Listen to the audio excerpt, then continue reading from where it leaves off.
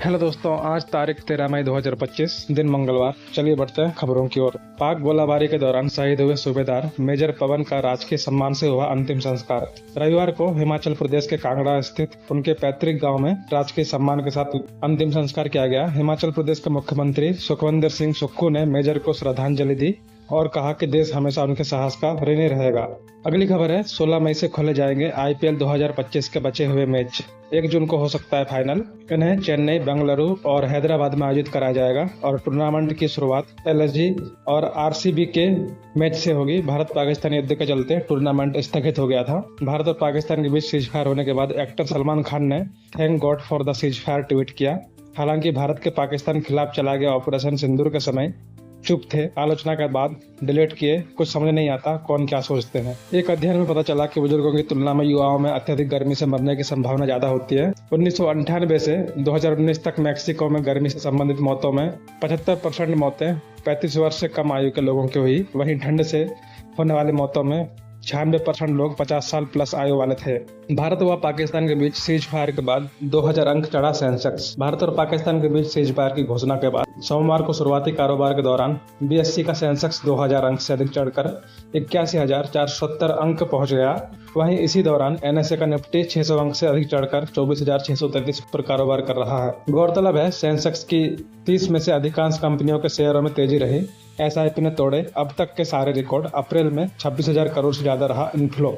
SIP में अप्रैल में 26,632 करोड़ का इनफ्लो रहा, जो किसी भी महीने का अब तक का सबसे ज्यादा है। इसमें लगभग 8.38 करोड़ निवेशकों ने हिस्सा लिया।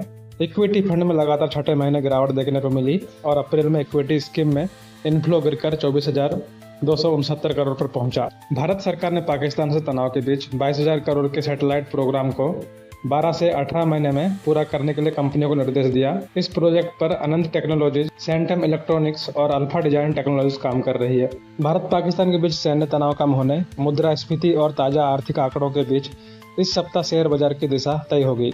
निवेशकों की नजर सीपीआई व डब्ल्यूपीआई आंकड़ों, विदेशी निवेशकों की गतिविधियों और प्रमुख कंपनियों के तिमाही नतीजे पर रहेगी। बीते सप्ताह सेंसेक्स और निफ्टी में करीब 1.3% गिरावट दर्ज की गई।